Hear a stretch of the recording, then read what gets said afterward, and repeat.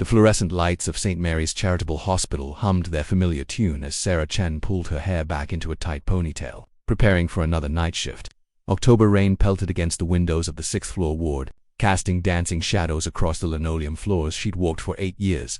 At 32, Sarah had seen enough to know that hospitals held secrets in their sterile corridors, but nothing had prepared her for what she was about to uncover. "Another quiet night, hopefully," muttered Janet, the day shift nurse handing over her patients. Her eyes were tired, the kind of exhaustion that came from years of watching people suffer.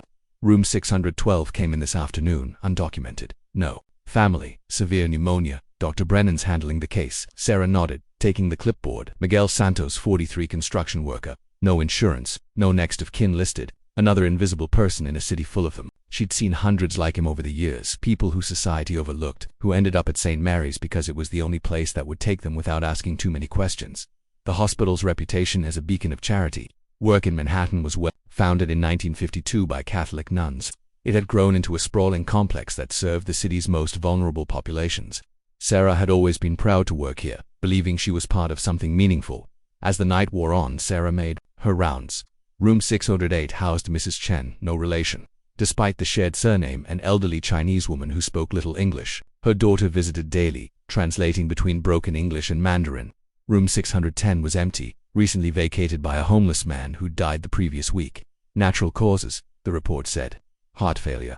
But it was room 612 that troubled her. Miguel Santos lay unconscious, his breathing labored despite the oxygen mask. His chart showed he'd been responding well to treatment earlier, but his vitals had suddenly declined around 8 p.m. Dr. Brennan had ordered a change in medication, something Sarah didn't recognize. "Excuse me, Dr. Brennan," Sarah called out, as the tall, silver-haired physician emerged from Miguel's room. Dr. Richard Brennan was a fixture at St. Mary's, respected for his decades of service and his particular dedication to charity cases. "I'm not familiar with this medication you've prescribed for Mr. Santos." Dr. Brennan's pale blue eyes met hers with practiced calm. "It's a new treatment protocol we're testing. Very promising results in similar cases." The patient signed a consent form when he was admitted. Sarah frowned. Miguel had been barely conscious when he arrived, struggling to breathe. When would he have signed anything? "I don't see any consent forms in his file, Doctor." "Administrative error, I'm sure. The paperwork will catch up. These charity cases, you know how it is. Sometimes the documentation gets delayed." Dr. Brennan smiled, but it didn't reach his eyes. "Just follow the prescribed dosage, Nurse Chen. I'll handle the rest." As Dr. Brennan walked away, his footsteps echoing in the empty corridor, Sarah felt a chill that had nothing to do with the October weather. She'd worked with many doctors over the years, and something about this interaction felt wrong. The way he'd dismissed her concerns, the missing consent forms, the unfamiliar medication, it all added up to something she couldn't quite name. At 3 a.m., Miguel Santos died. Sarah stood in the doorway of room 612, watching as the orderlies prepared to move his body. Another nameless victim of poverty and circumstance, or so it would appear in the records. But as she looked at his peaceful face, she made a decision that would change everything the next morning. Sarah sat in the hospital's medical records room, officially requesting files for her monthly quality assurance report, a routine task that gave her access to patient information. But this time, she wasn't looking at random cases, she was looking for patterns. What she found made her hands shake. Over the past 3 months, 17 patients had died on the 6th floor during night shifts, all charity cases, all undocumented immigrants, homeless individuals, or people with no listed next of kin, all under the care of Dr. Brennan or his associate, Dr. Patricia Vance. The city's average mortality rate for similar cases was significantly lower. St. Mary's numbers were an anomaly, a deadly one. Sarah's coffee grew cold as she compiled the data: 17 deaths in 3 months. If this pattern held across the hospital's various departments, across the years Dr. Brennan had been working here, the numbers could be staggering. She thought about Miguel Santos, about his calloused hands that spoke of hard work, about the way he'd whispered "mi familia" in his delirium. Someone should know what happened to him, someone should care. But as Sarah gathered the files, she noticed something else. Each deceased patient had been part of what the records labeled Protocol 7, a research study she'd never heard of despite 8 years at the hospital. The rain had stopped, and weak sunlight filtered through the records room window. Sarah realized she was no longer just a nurse doing her job. She was a witness to something that demanded investigation. She also realized she was probably in danger. Marcus Rodriguez had been covering the health and social services beat for the New York Tribune for 12 years, long enough to know when a story was worth pursuing. At 38, he developed an instinct for detecting the subtle signs of institutional corruption that others missed. His cluttered desk in the Tribune's newsroom was covered with tips, leads, and half-finished stories about healthcare fraud, insurance scams, and medical malpractice. But the phone call he received on a rainy Thursday morning was different. "Mr. Rodriguez, my name is Sarah Chen. I'm a nurse at St. Mary's Charitable Hospital. I think something terrible is happening here, and I don't know who else to call." Marcus grabbed a pen, his journalist instincts immediately activated. "What kind of terrible, Ms. Chen? People are dying. Vulnerable people. And I think it's intentional." The line went quiet for a moment. Marcus had received dozens of calls like this over the years. Disgruntled employees, conspiracy theorists, people with genuine concerns that turned out to be misunderstandings. But something in Sarah's voice, a tremor of fear mixed with determination, told him this was different. "I'd like to meet with you," Sarah continued, "but not at the hospital. Somewhere public. I have documentation." They agreed to meet at Caf Luna, a small coffee shop in the village that Marcus often used for sensitive interviews. 2 hours later, he sat across from a petite Asian woman whose tired eyes held the weight of someone who'd seen too much. Sarah wore scrubs under a wool coat, her hair pulled back in a way that suggested she'd come straight from work.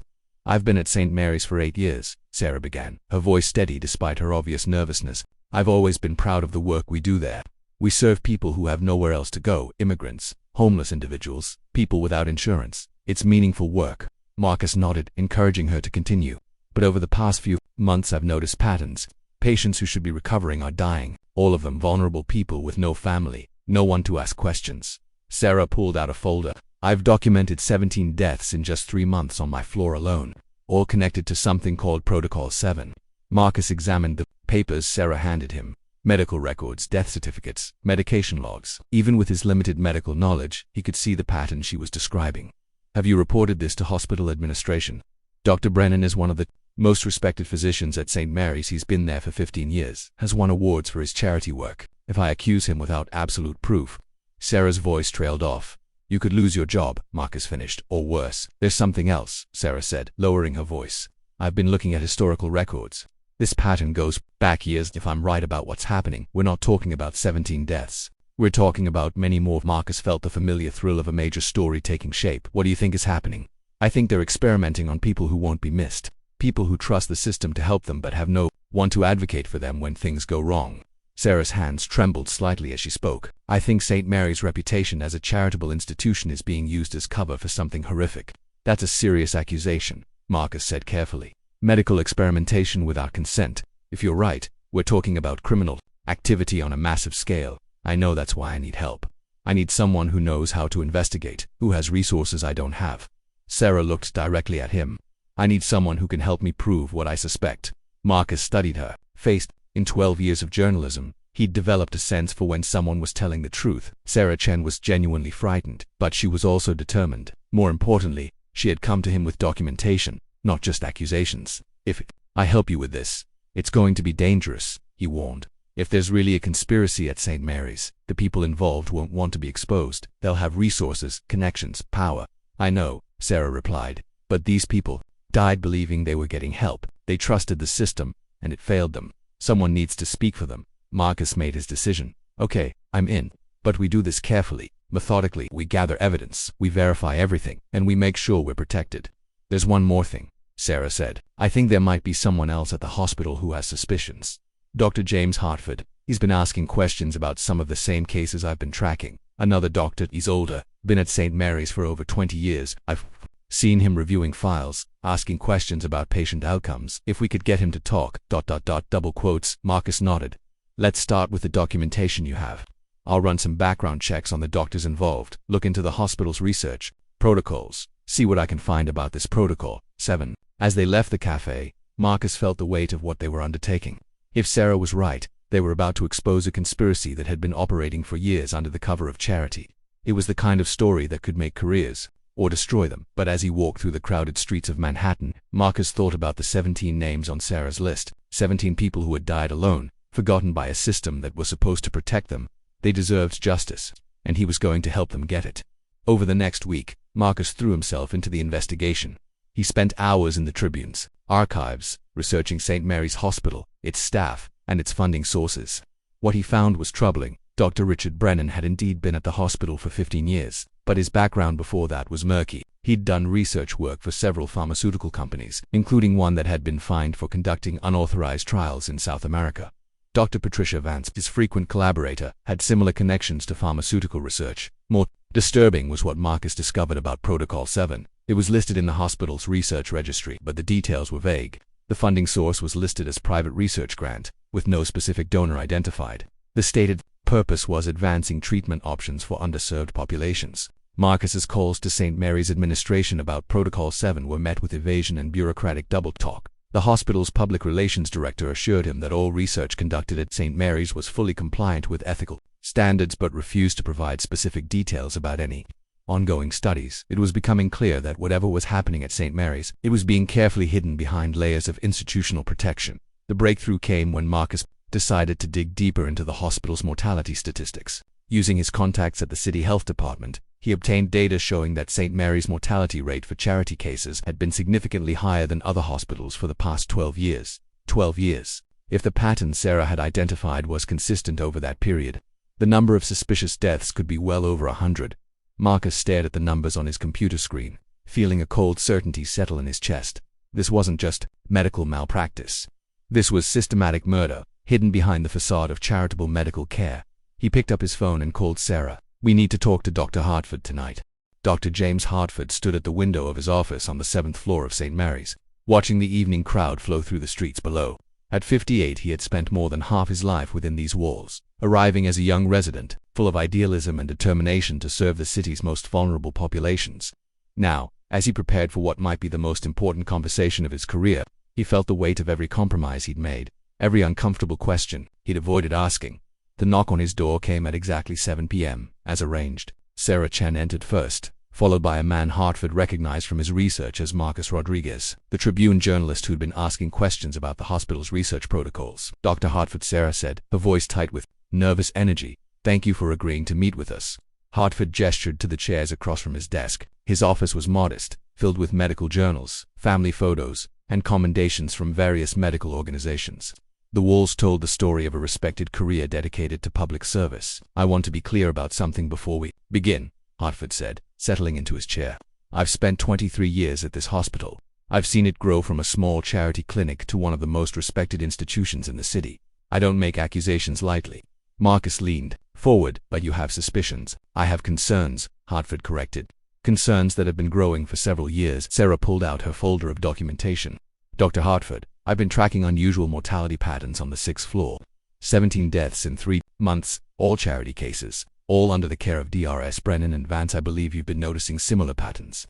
Hartford was quiet for a long moment, his fingers steepled in front of him. When he spoke, his voice carried the weight of years of accumulated doubt. 5 years ago, I was asked to consult on a case involving a homeless man who died under unusual circumstances. The official cause of death was listed as complications from pneumonia, but something about the case bothered me. The patient's symptoms, in his final hours, didn't match his earlier presentation. "What did you do?" Marcus asked. "I reviewed the case file, spoke with the attending physician, Dr. Brennan, and was told that the patient had been part of a research study testing new treatment protocols. When I asked to see the research documentation, I was told it was proprietary information belonging to the pharmaceutical company funding the study." Sarah leaned forward.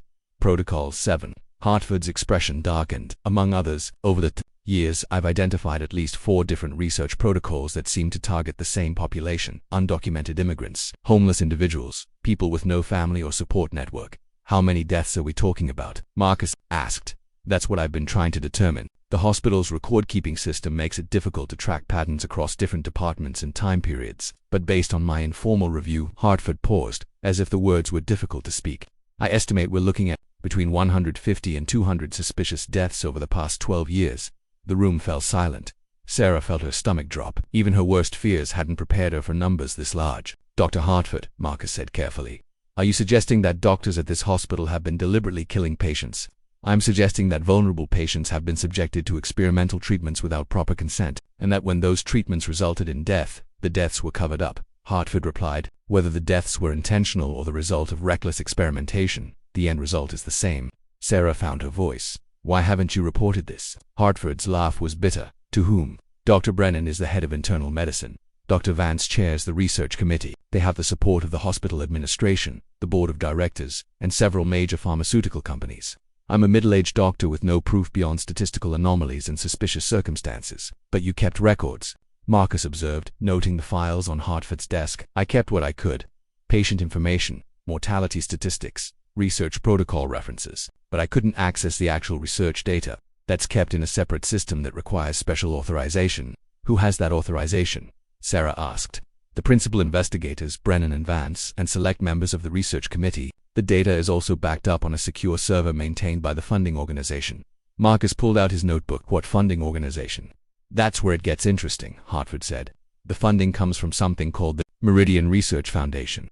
On paper, it's a legitimate medical research organization. But when I tried to research their background, I found very little information about their actual operations or funding sources. A front organization, Marcus murmured. Possibly. Or a legitimate organization that's been compromised. Either way, they're providing cover for what's happening here. Sarah stood up, pacing to the window. Dr. Hartford, if we're right about this, we're talking about mass murder. Dozens of people who died because they trusted the medical system to help them. I know, Hartford said quietly. I've thought about those people every day for 5 years. I've wondered if my silence makes me complicit in their deaths. It's not too late to do something about this, Marcus said. But we need more than suspicions and statistical anomalies. We need proof. Hartford looked at both of them, his expression grave. Getting proof will be dangerous.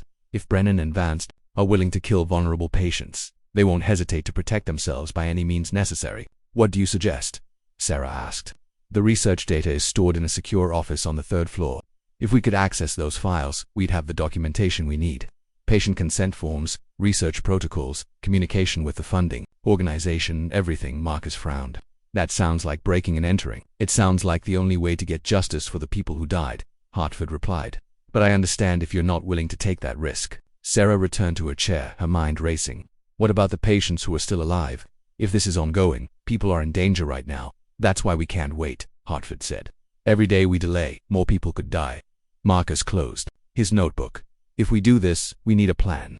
We need to know exactly what we're looking for, how to access it, and how to get the information to the authorities without compromising the investigation. I can help with access, Hartford said. I know the hospital's security systems, the staff schedules, the building layout, and I can help with understanding the medical records, Sarah added. I know how to read the charts, identify the patterns. Marcus nodded, and I can make sure the story gets out. Once we have proof, I can get it published, get law enforcement involved, make sure this can't be covered up. As they planned their next move, Hartford felt something he hadn't experienced in years. Hope. For the first time since he'd begun to suspect the truth about St. Mary's. He wasn't facing the conspiracy alone, but he also felt fear. They were about to go up against people who had been successfully covering up crimes for over a decade. People with resources, connections, and a proven willingness to kill to protect their secrets. The next morning, Hartford walked through the hospital's corridors with new eyes. He looked at his colleagues, wondering who else might be involved, who else might have suspicions. He looked at the patients, wondering which ones might be marked for the next research study. Most of all, he looked at the memorial wall in the main lobby, where photos of deceased patients were displayed as a tribute to lives lost. How many of those faces belonged to people who had been murdered under the guise of medical care? By the end of the day, Hartford had made his decision. Whatever the risks, whatever the consequences, he was going to help Sarah and Marcus expose the truth. The victims of St. Mary's deserved justice, and he was going to help them get it. The 3rd floor of St. Mary's Hospital was eerily quiet at 2:30 a.m. Sarah's footsteps echoed softly in the empty corridor as she made her way toward the research wing, her heart pounding with each step. She wore her regular scrubs and carried her hospital ID badge, maintaining the appearance of a nurse on a routine night shift patrol. 3 hours earlier, she had met with Marcus and Dr. Hartford in the packing garage to finalize their plan. Hartford had provided detailed blueprints of the 3rd floor, security camera locations, and the electronic access codes for the research offices. The plan was risky but straightforward. Sarah would gain access to the files during her legitimate night shift, photograph the documents with her phone, and get the evidence to Marcus for verification and publication. The security system resets at 2:15 a.m. for system maintenance, Hartford had explained. You'll have a 15-minute window when the cameras are offline. The research office is room 314. The files are kept in a locked cabinet behind Dr. Brennan's desk now. As Sarah stood outside room 314, she felt the weight of what she was about to do. She was about to break into a colleague's office, steal confidential medical records, and potentially destroy her career. But as she thought about Miguel Santos and the 17 other names on her list, she knew she had no choice. The door lock beeped softly as she swiped her ID card. Hartford had been right. Her general access card worked on the research wing. Doors. She slipped inside. Closing the door behind her, Dr. Brennan's office was larger than she'd expected, with a window overlooking the hospital's main courtyard. His desk was immaculate, covered only with a few folders and a computer monitor. Behind the desk stood a large filing cabinet with an electronic lock. Sarah pulled out her phone and activated the camera. She had 12 minutes before the security system came back online. The filing cabinet's electronic lock was more sophisticated than she'd anticipated. She tried the access codes Hartford had given her, but none of them worked. Panic began to set in as she realized the files might be completely inaccessible. Then she noticed something. The bottom drawer of the cabinet was slightly ajar. She pulled it open and found herself looking at dozens of patient files, all marked with the same designation, Protocol 7 Meridian Research Foundation. Sarah's hands trembled as she began photographing the files. The first folder contained the records of Maria Gonzalez, a 40-year-old undocumented immigrant who had died 6 months earlier. The consent form was signed with an X, suspicious for someone who had been conversing normally with staff before her death. The second file belonged to Robert Thompson, a homeless veteran who had died of complications from a pre-existing condition, but the medical notes showed he had been improving until receiving an experimental medication that wasn't approved for his condition. File after file revealed the same pattern: vulnerable patients given experimental treatments without proper consent, with deaths attributed to natural causes or complications. But the most disturbing discovery was in a folder labeled Summary Reports. Sarah photographed page after page of summaries dating back 12 years. Each page contained lists of patients, their assigned protocol numbers, and their outcomes. Most outcomes were listed as terminated or expired. A few were marked as transferred, though, to where the files didn't specify. At the bottom of the folder was a document that made Sarah's blood run cold, a financial report showing payments from Meridian Research Foundation to St. Mary's Hospital totaling over $2.3 million over 12 years. The payments were listed as research compensation with a note that additional bonuses were paid for successful protocol completion. They were being paid per death. Sarah checked her phone. 9 minutes left. She moved to the next drawer, finding files for other protocols. Protocol 3 seemed to focus on elderly patients with dementia. Protocol 5 targeted patients with drug addiction. Protocol 7, the one she was most familiar with, was specifically for undocumented immigrants and homeless individuals. The files revealed a level of organization and premeditation that was staggering. This wasn't reckless experimentation or medical malpractice. This was systematic murder, carefully planned and executed over more than a decade. As she photographed the last of the files, Sarah heard footsteps in the corridor outside. She quickly closed the filing cabinet and crouched behind the desk, her heart racing. The footsteps passed by the office door and continued down the hall. 3 minutes left. Sarah gathered her courage and moved to Dr. Brennan's computer. It was locked, but she noticed a small notebook beside the keyboard with what appeared to be passwords written in pencil. She tried the first one, and the computer unlocked. The desktop contained folders labeled with various research protocols. Sarah opened the Protocol 7 folder and found spreadsheets tracking patient outcomes, communication logs with Meridian Research Foundation, and most damning of all, a document titled Patient Selection Criteria. The criteria were chilling. Patients with no family, no fixed address, no legal status, and no one likely to ask questions about their disappearance. The document explicitly stated that subjects should be selected based on their social invisibility and minimal risk of investigation. Sarah photographed everything she could before the security system reset warning appeared on her phone. 1 minute left. She closed the computer, made sure everything was exactly as she had found it, and slipped out of the office. As she walked back toward the 6th floor, Sarah felt a mixture of triumph and horror. She had the evidence they needed to expose the conspiracy, but the full scope of what she had discovered was overwhelming. This wasn't just about St. Mary's Hospital. It was about a systematic program of targeting society's most vulnerable people for lethal experimentation. The next morning, Sarah met Marcus at a diner in Queens, far from the hospital. She was exhausted from her night shift, but the adrenaline from the break-in kept her alert. Marcus arrived with coffee and a laptop, ready to review the evidence. "How many photos did you get?" he asked. "Over 200, Sarah replied, handing him her phone. "Marcus, it's worse than we thought. They've been doing this for 12 years. Multiple protocols, hundreds of patients, millions of dollars in payments."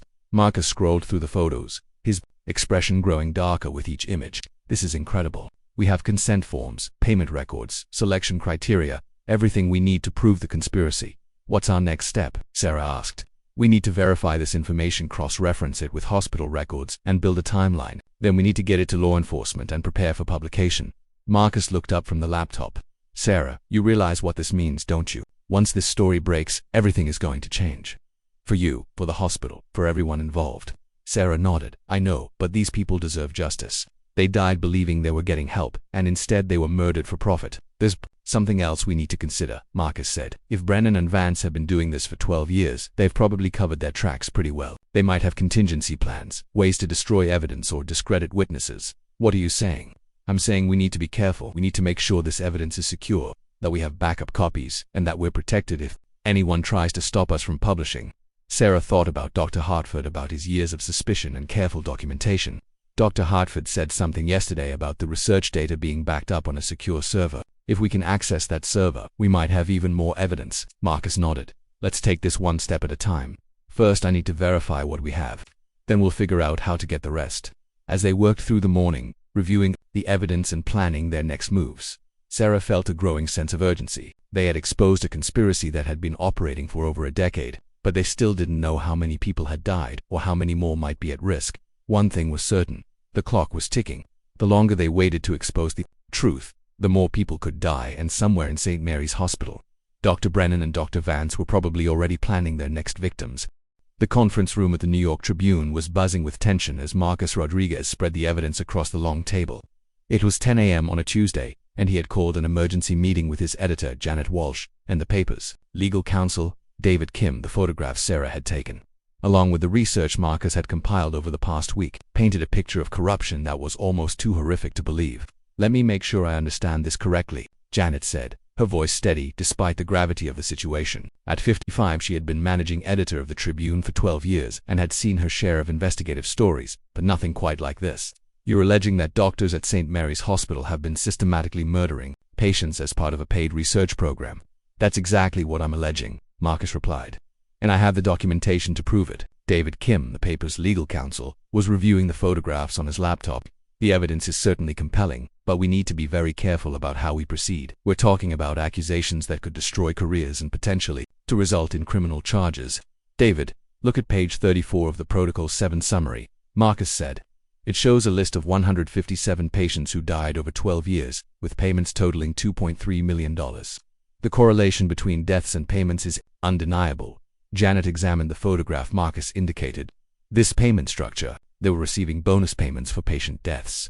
According to the document, yes, the base payment was $5,000 per patient enrolled in the study, but there was an additional $10,000 payment for what they called successful protocol completion, which, based on the outcomes, appears to mean patient death. Sarah Chen sat quietly at the end of the table, still wearing her hospital scrubs from the night shift. She had insisted on being present for this meeting, despite Marcus's concerns about her safety. The patients had no idea what was happening to them, she said softly. They came to the hospital seeking help, trusting the medical system to care for them. Instead, they were marked for death. David Kim looked up from his laptop. The consent forms in these photographs are clearly fraudulent. Most are signed with an X or show obvious signs of forgery. Any decent defense attorney would argue that these patients couldn't have provided informed consent because they didn't, Sarah replied. Most of these patients barely spoke English. They were told they were receiving standard medical care, not experimental treatments. Janet picked up one of the photographs showing a patient selection criteria document. This is the most damning piece of evidence.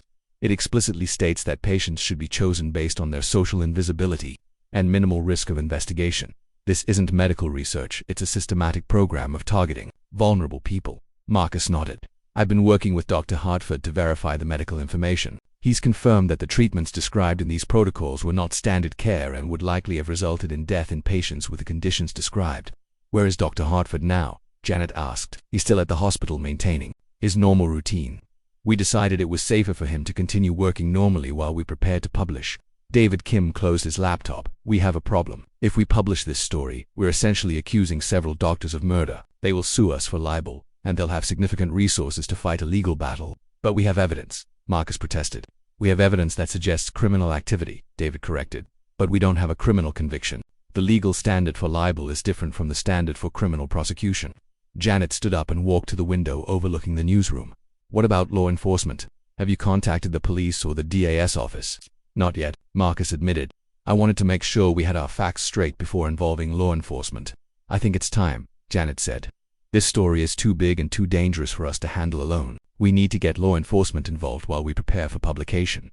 Sarah's phone buzzed with a text message. As she read it, her face went pale. Dr. Hartford wants to meet. He says it's urgent. Marcus checked his watch. We're the hospital cafeteria. He says he has new information about the research server. David Kim frowned. I don't like this. If the people at the hospital suspect anything, it could be dangerous. I have to go, Sarah said, standing up. If Dr. Hartford has found something important, We need to know about it. Marcus gathered the photographs. I'll go with you. Janet, can you start preparing for publication? And David, maybe it's time to contact the district attorney's office. 20 minutes later, Sarah and Marcus sat across from Dr. Hartford in the hospital cafeteria. The lunch crowd provided good cover for their conversation, but Hartford looked nervous, constantly glancing around as if he expected to be overheard. I accessed the research server last night, Hartford said quietly. What I found is worse than we imagined. How much worse? Marcus asked. Hartford pulled out a flash drive. The server contains complete records going back 15 years, not 12. And it's not just St. Mary's. There are records from 4 other hospitals in the city, all part of the same research network. Sarah felt her stomach drop. How many people are we talking about? Based on the summary files, I estimate over 400 deaths across all 5 hospitals, all following the same pattern. Vulnerable patients enrolled in experimental protocols without proper consent. Marcus stared at the flash drive. This is massive. We're not talking about a conspiracy at one hospital. We're talking about a network operating across the entire city. There's more, Hartford continued. I found communication logs between the hospital administrators and Meridian Research Foundation. The research program was initiated after a change in hospital ownership. 15 years ago, a private equity firm called Blackstone Medical Partners acquired controlling interests in all 5 hospitals. So this goes all the way to the top, Sarah said. It appears so. The protocols were designed by Meridian Research Foundation, but they were implemented with the full knowledge and support of hospital administration. The payments weren't just going to individual doctors, they were being distributed throughout the hospital hierarchy. Marcus felt the story expanding beyond anything he had imagined. Dr. Hartford, if you're right, we're looking at one of the largest medical conspiracies in U.S. history, I know, and I think they're getting suspicious. Dr. Brennan asked me yesterday about unusual access to the research wing. He claimed there had been some security concerns. Sarah's blood ran cold. Do you think they know about the break-in? I don't know, but we need to be careful. If they suspect we're investigating, they might try to destroy evidence or worse. As if summoned by their conversation, Dr. Brennan appeared at the entrance to the cafeteria. He scanned the room, his eyes stopping when he spotted their table. For a moment, he seemed to consider approaching them, but then he turned and left. We need to get out of here, Hartford said urgently. That wasn't a coincidence. They quickly left the hospital, agreeing to meet later that evening at Marcus's apartment to review the new evidence. As they parted in the parking garage, Sarah felt a growing sense of dread. They were getting close to exposing the truth, but they were also getting closer to danger. That afternoon, Marcus returned to the Tribune offices to find Janet Walsh waiting for him with troubling news. I contacted the DA's office, she said. They're interested in the story, but they want to conduct their own investigation before taking action. That could take months. We don't have months, Marcus replied. More people could die. I know. That's why I've decided we're going to publish. We'll run the story in this Sunday's edition, giving us time to prepare for the legal challenges. Marcus felt a mixture of excitement and terror. Once the story was published, there would be no going back. What about legal protection for Sarah? And Dr. Hartford? David is working on that. We're also going to coordinate with law enforcement to ensure they can act quickly once the story breaks. That evening, Marcus, Sarah, and Dr. Hartford met at Marcus's small apartment in Brooklyn. The flash drive Hartford had provided contained terabytes of data, patient records, financial transactions, communication logs, and research protocols dating back 15 years. As they worked through the night, the full scope of the conspiracy, it became clear. The Meridian Research Foundation was a front organization funded by several pharmaceutical companies seeking to test experimental drugs on vulnerable populations. The private equity firm that owned the hospitals provided the infrastructure and protection needed to carry out the program. The patient selection was systematic and heartless. Hospital staff were trained to identify patients who met specific criteria: no family, no fixed address, undocumented status, mental illness, drug addiction, anything that made them socially invisible and unlikely to be missed. Look at this, Sarah said, pointing to a communication log on her laptop screen. Dr. Brennan was reporting patient numbers to Meridian on a monthly basis. He was literally keeping score of how many people they were killing. Hartford reviewed a financial summary. The payments were substantial. Over $3.7 million distributed across the 5 hospitals over 15 years. Individual doctors were receiving annual bonuses of $50,000 to $100,000 for their participation. Marcus compiled a timeline of the conspiracy. It started small, maybe a dozen patients the first year, but it grew steadily. Last year alone, they killed 47 people. As dawn broke over Brooklyn, they had assembled a comprehensive picture of systematic murder disguised as medical research. The evidence was overwhelming. The documentation was thorough, and the story was ready to tell. But as Marcus prepared to publish the most important story of his career, he couldn't shake the feeling that they were running out of time. Somewhere in Manhattan, the conspirators were probably planning their response to what they suspected was coming. The battle for justice was about to begin, and Marcus wasn't sure who would win. Dr. Richard Brennan stood in the executive conference room of St. Mary's Hospital at 6 a.m. on Friday morning, facing a group of people who held his future in their hands. The room's large windows overlooked the city as it came to life, but the atmosphere inside was anything but peaceful. "We have a problem," announced Margaret Stevens, the hospital's chief administrator. At 62, Stevens had built her career managing crises, but nothing had prepared her for this situation. "Our security department has identified unauthorized access to the research wing earlier this week." Brennan remained calm, his years of practice at hiding his emotions serving him well. "What kind of unauthorized access?" "Someone with hospital credentials accessed Dr. Brennan's office during the early morning hours when the security cameras were offline for maintenance," replied Tom Bradley, the hospital's security director. "Based on badge swipe records, we've narrowed it down to 3 possible suspects, all of whom had legitimate reasons to be in the building." Dr. Patricia Vance, Brennan's longtime collaborator, spoke for the first time. "Do we know what they were looking for? Given the timing and the specific office targeted, we have to assume they were after research files," Stevens replied. "Which means someone suspects what we're doing here." The fourth person in the room, whom Brennan knew only as Mr. Gray from the Meridian Research Foundation, finally spoke. His voice was soft but carried an unmistakable threat.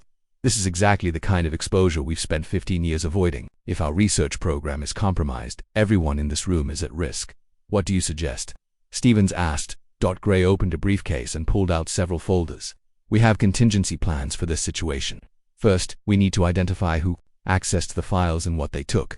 Second, we need to discredit any potential whistleblowers before they can act on whatever information they obtained." Brennan felt a chill run down his spine. "What kind of discrediting? Whatever is necessary," Gray replied. "We have detailed background files on every hospital employee. Everyone has vulnerabilities, financial problems, personal issues, professional mistakes. We use those vulnerabilities to destroy their credibility." Vance leaned forward.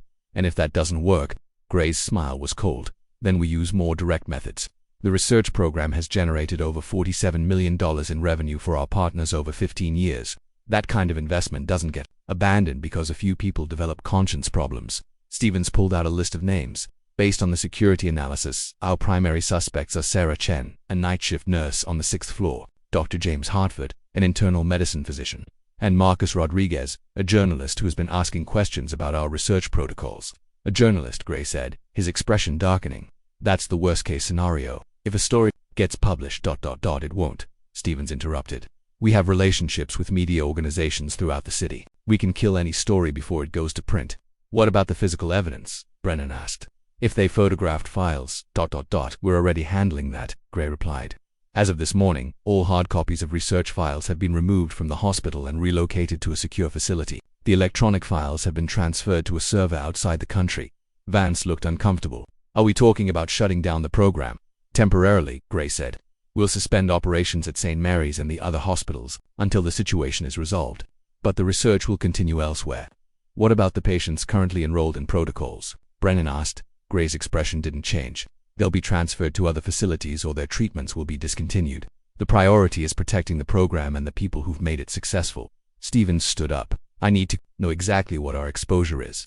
Tom, I want detailed reports on all 3 suspects, their movements, their communications, their associations. Find out what they know and who they've talked to." As the meeting broke up, Brennan found himself walking out with Dr. Vance. They had worked together for over a decade, and he could read the worry in her expression. "Patricia, are you having second thoughts about this?" he asked. "Richard, we've killed over 400 people. If this gets exposed, we're not just looking at losing our licenses, we're looking at life in prison." Brennan stopped walking. "We've advanced medical science and provided valuable research data that will help millions of people. The individuals who participated in our studies made a contribution to the greater good. The individuals who participated had no idea what they were participating in," Vance replied. "We murdered vulnerable people for money. Richard, let's not pretend it was anything else." "It's too late for moral qualms," Brennan said coldly. "We're committed to this path. If you're not prepared to see it through, perhaps you should consider early retirement."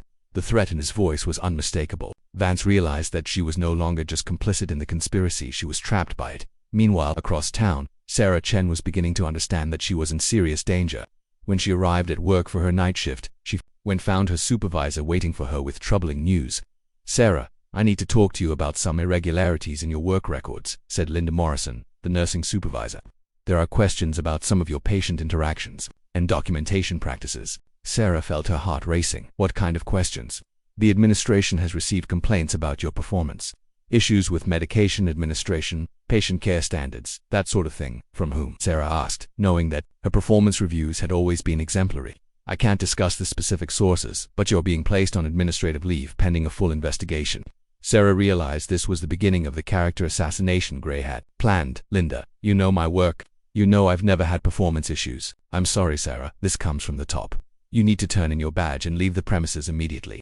As Sarah was escorted out of the hospital, she saw Dr. Hartford in the corridor.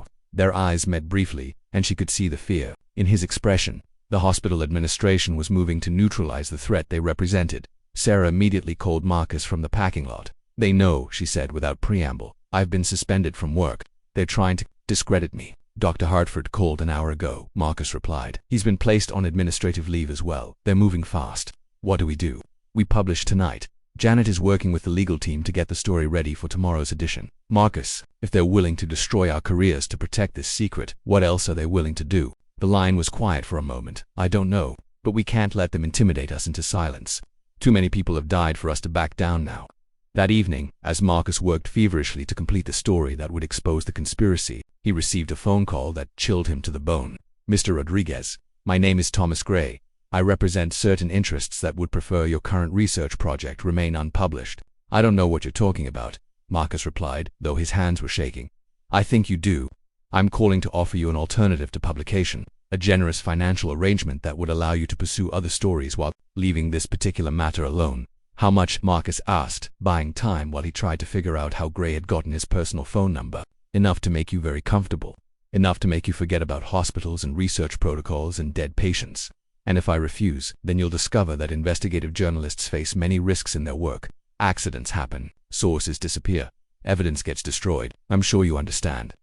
Marcus hung up the phone and immediately called Janet Walsh. They know about the story. They're trying to buy me off, and they're threatening me if I don't cooperate. How much time do you need to finish? Janet asked. 2 hours, maybe 3. Do it. We're going to publish online tonight and in print tomorrow morning. Once it's public, they can't stop it. As Marcus returned to his computer, he realized that the next few hours would determine not just the fate of his story, but possibly his life.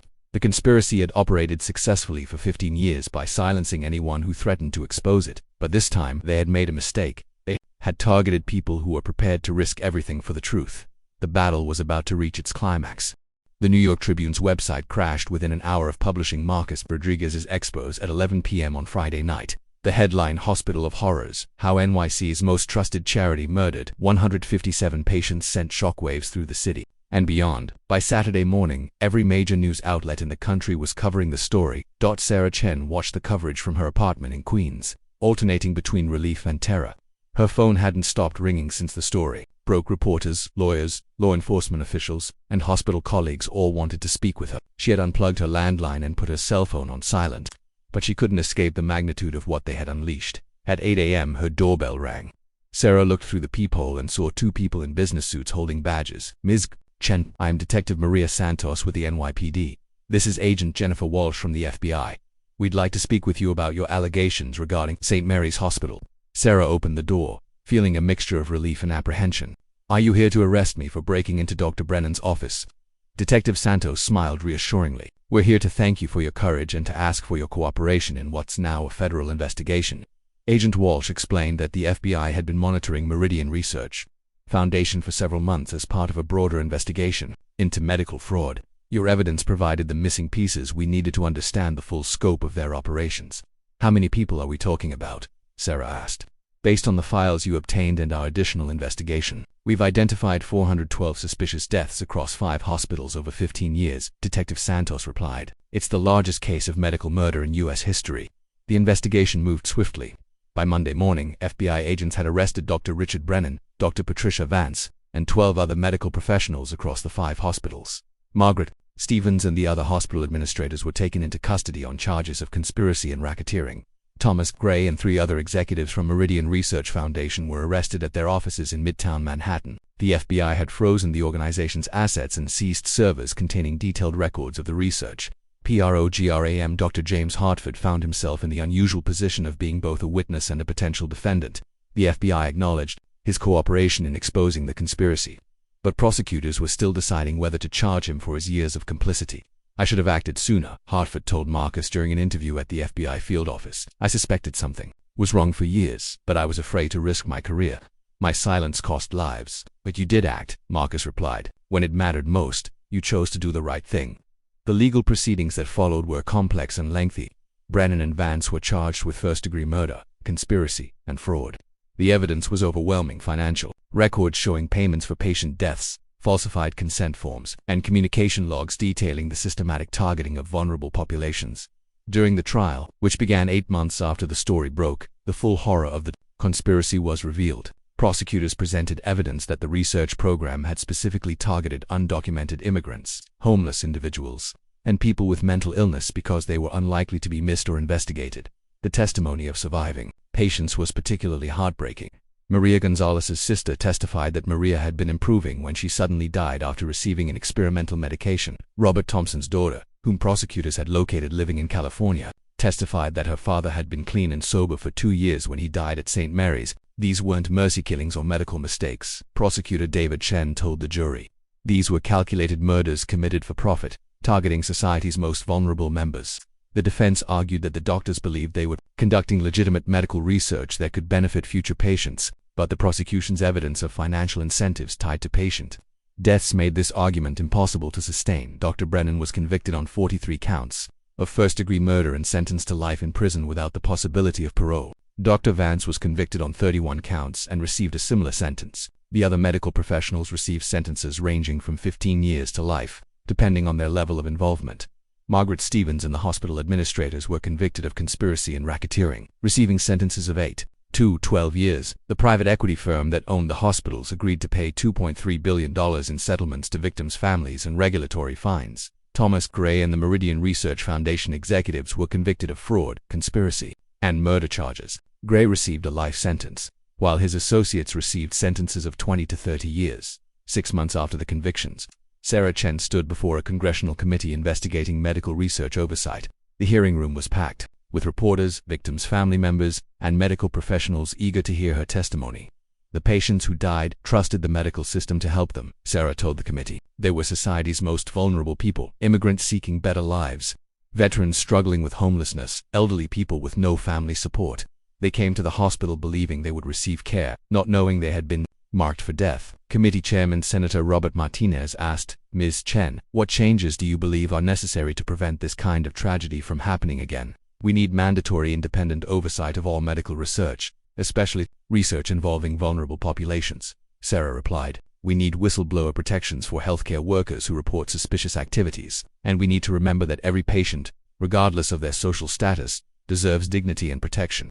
Marcus Rodriguez, who had won a Pulitzer, the prize for his coverage of the story, testified about the importance of investigative journalism in exposing institutional corruption. "This conspiracy succeeded for 15 years because it targeted people society tends to ignore," he told the committee. "It's the responsibility of journalists, law enforcement, and the medical community to ensure that no one is forgotten or abandoned." Dr. James Hartford, who had received immunity in exchange for his cooperation, testified about the culture of silence that had allowed the conspiracy to flourish. "I knew something was wrong, but I was afraid to speak up," he admitted. "I told myself that I was protecting my career, but really I was protecting my own comfort. The patients paid the price for my cowardice." The congressional hearings resulted in comprehensive medical research reform legislation, requiring independent oversight of all studies involving vulnerable populations and establishing stronger whistleblower protections for healthcare workers. 1 year after the story broke, Sarah Chen returned to nursing, taking a position at a community health center in the Bronx that served undocumented immigrants. She found meaning in providing legitimate care to the same population that had been targeted by the conspiracy. "I can't bring back the people who died," she told Marcus during an interview on the anniversary of the story's publication, "but I can honor their memory by serving people like them with the dignity and respect they deserved." Marcus Rodriguez continued his investigative work, focusing on healthcare fraud and institutional corruption. He established a foundation to support whistleblowers in the medical field, funded in part by his book deal about the St. Mary's conspiracy. Dr. Hartford left medicine after the trial, unable to continue practicing after his involvement in the conspiracy became public. He found work as a consultant helping law enforcement agencies investigate medical fraud. The 5 hospitals involved in the conspiracy were sold to a non-profit healthcare organization, which implemented comprehensive reforms to prevent future abuse. A memorial garden was established at St. Mary's Hospital, honoring the 412 patients who died in the research program, but perhaps the most important change was in the broader medical community's approach to research ethics. The St. Mary's scandal became a case study in medical schools across the country, teaching future doctors about the importance of patient advocacy and the dangers of prioritizing profit over care. As Sarah walked through the memorial garden on a warm spring day, 2 years after the conspiracy was exposed, she read the names carved into the black granite memorial: Miguel Santos and Maria Gonzalez, and Robert Thompson. 409 other names of people who had died alone, forgotten by a system that was supposed to protect them. "You're not forgotten now," she whispered to the memorial. "Your deaths meant something. You changed the world." The conspiracy at St. Mary's Hospital had been one of the darkest chapters in medical history, but it had also demonstrated the power of individuals to stand up for justice, even against overwhelming odds. Sarah Chen, Marcus Rodriguez, and Dr. James Hartford had risked everything to expose the truth, and their courage had ultimately saved countless lives. The 412 victims of the research program would never be forgotten. Their names lived on not as statistics or case studies, but as human beings who deserved better from the society that failed them. And in death they had achieved something that their killers never expected. They had brought justice and reform to a system that had forgotten its most fundamental obligation to do no harm. In the end, the truth had prevailed. The conspiracy had been exposed, the guilty had been punished, and reforms had been implemented to protect future patients. It was justice served, not just for the 412 victims, but for every vulnerable person who would be safer because of their sacrifice. The story of St. Mary's Hospital stood as a reminder that in the battle between good and evil, between profit and compassion, between silence and truth, ordinary people with extraordinary courage could still make a difference.